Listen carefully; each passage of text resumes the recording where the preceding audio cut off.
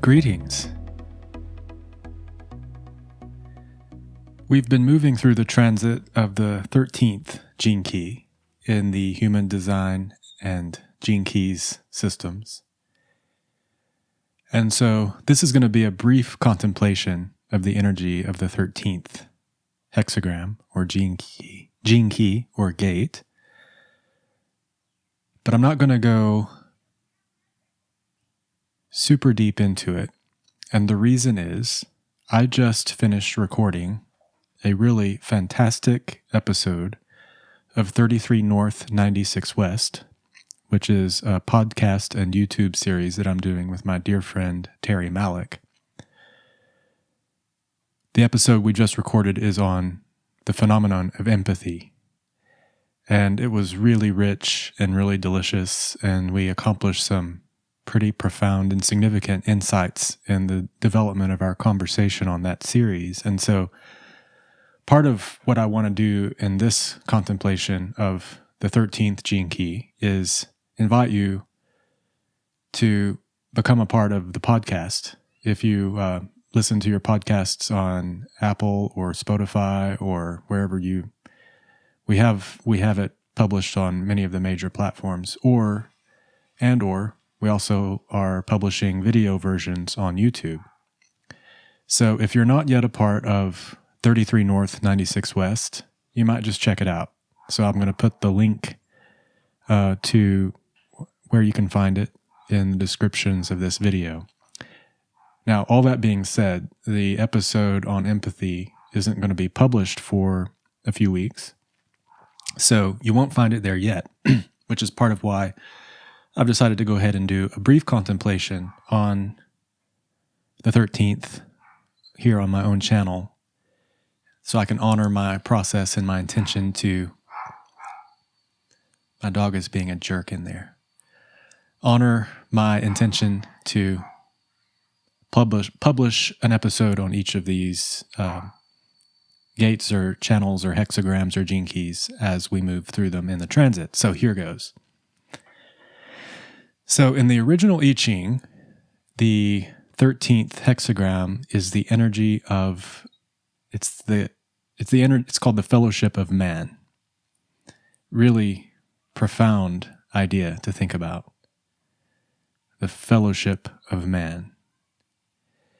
And the theme, as it was translated into the human design system and then into the gene keys, the theme of it is the theme of listening. Richard Rudd, in his audio contemplation of it, refers to council fires,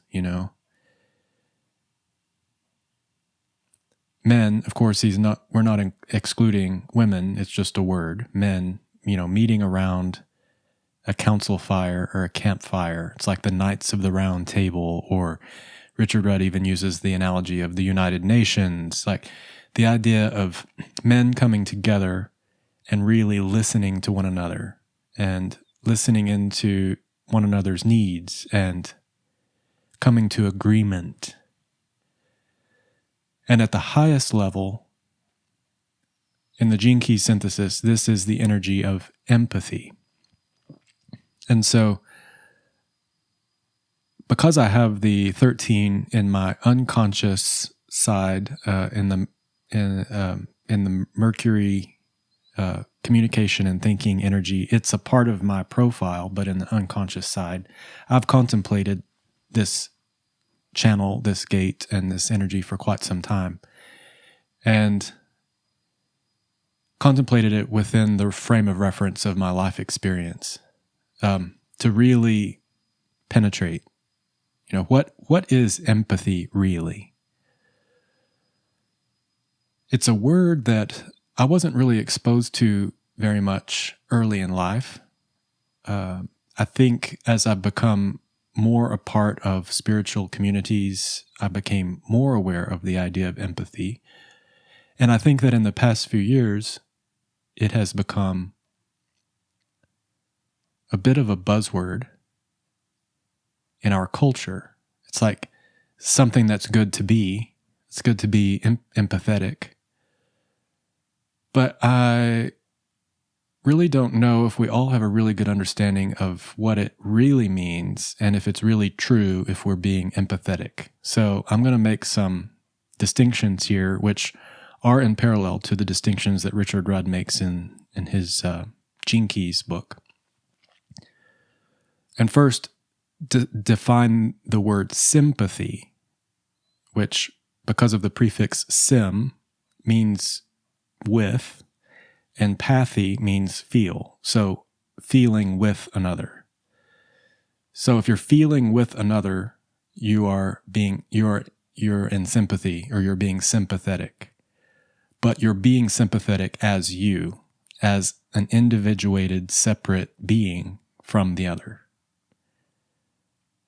So just apply that to some situations that you've experienced where a friend or a colleague or a loved one, someone was having an emotional experience and you were present with them, and because of the experience they were having, you had an emotional response. And maybe you even wanted to extend some compassion or the idea of support to the other. That's all sympathy. Empathy, on the other hand, at this highest level, at this highest frequency, is when you are feeling inside that other being, or feeling as that other being. So whereas in sympathy, you still have to have two people, in empathy, you've transcended the separateness, and you're in more of a space of unity, and you're actually feeling as that other being. What is it like actually to be as them? And so this concept is pointing to a theme in the Gene Keys and even, I'll say even in some of our ancient spiritual and religious traditions, this theme of unity and the interconnectedness of all of us, of beings. So when it's suggested that we love our neighbor as ourselves, a lot of people may misinterpret that. What it may be intended to mean is know your neighbor as you. They are not separate from you because you are them and they are you. In the larger body of humanity, and maybe the larger body of the planet, and even the larger body of the cosmos, there is a way of understanding our experience as though our consciousness is not individuated in a way that makes it separate from the larger consciousness.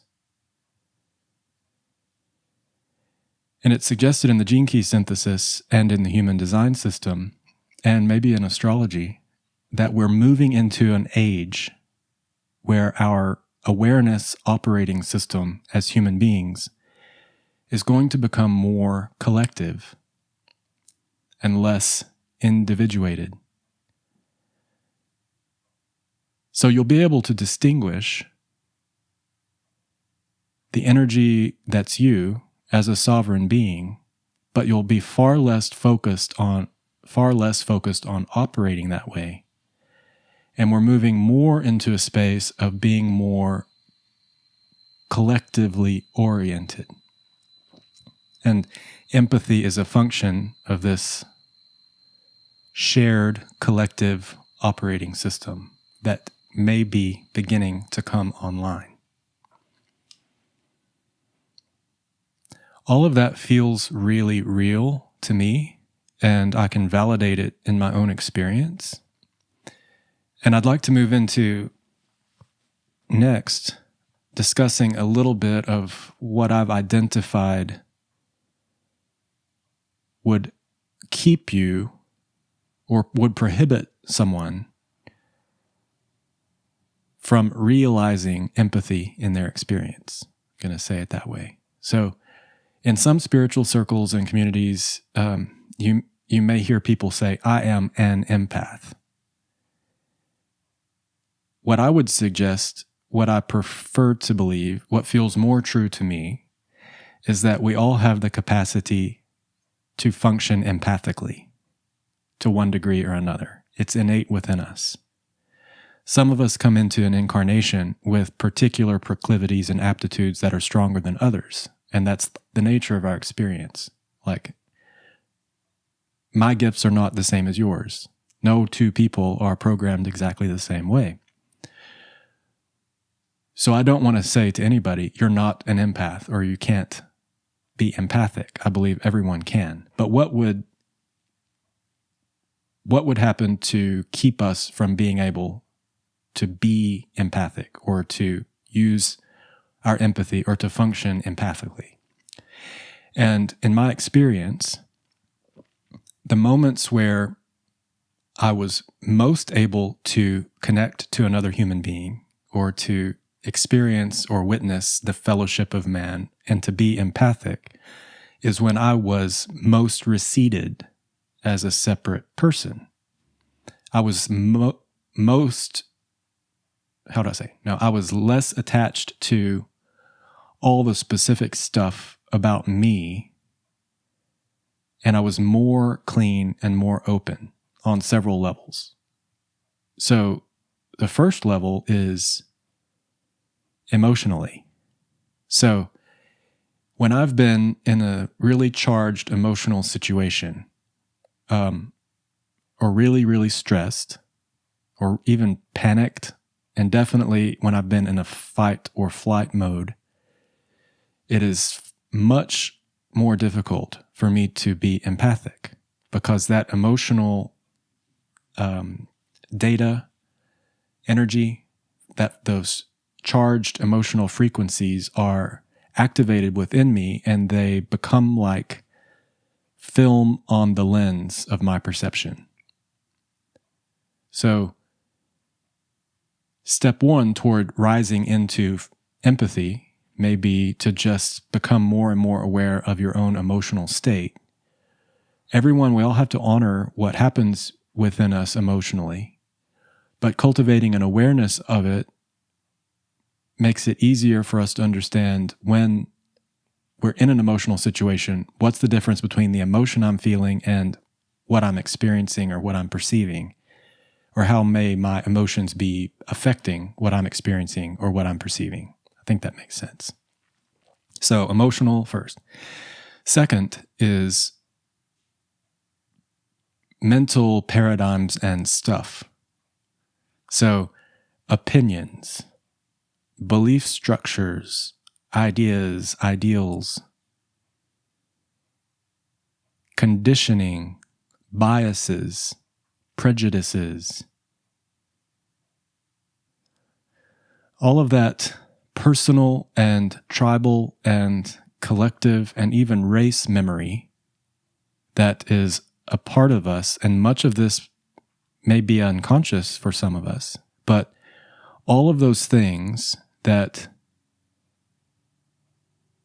again, cloud our perception of the experience we're having in this now moment with another being, human being or animal being or devic being or alien being or whatever this other being is that you're connected with. Like, if you're super identified with your own opinions, your own projections, your own prejudices, your own biases, your own belief structures, it's going to be a real challenge for you to really be empathically connected to the other. Shadows, did I say shadows? Shadow patterns, that's more like the emotional stuff, which I mentioned. So as more of us commit ourselves toward the spiritual path or a spiritual way of being and have the courage and the love and gentleness and kindness needed with ourselves to face some of these things about ourselves, facing them and becoming aware of them means that they're no longer unconscious or subconscious or suppressed or repressed or denied or disowned. And then in that awareness, you open up in your consciousness, or you expand your consciousness. I mean, this is what I perceive the words expansion of consciousness. This is what I perceive that to mean, is that your consciousness is expanding beyond you as a separate, autonomous, individuated being. It's not that you still don't operate in sovereignty or in autonomy, but it's that your consciousness transcends and includes that. And that's how you become able to be empathic. Because when you can get beyond yourself and become more selfless, then you're opening up, and you'll begin to perceive all kinds of subtle shifts in your conversations, like in the gene key synthesis and in human design. He's being a jerk again. The 13 is really associated with heart listening through your own heart, listening to hear someone else's heart, listening to the higher melodies, the higher frequencies, the higher music, the higher self of the other, the undercurrent, the energy behind the words, beneath the words. That's empathy, operating not as you, but as the other. Whereas sympathy requires two, empathy demands one. So I hope that gives you an idea of what I feel about the energy of the 13, at least in a brief way. And so now I've honored my commitment to contemplate each gene key as we move through it. And again, please check out 33 North, 96 West. Each of the episodes we've published so far, I think, has been really delicious, and you're invited to be a part of that community. And we're just hoping to expand and continue the conversations.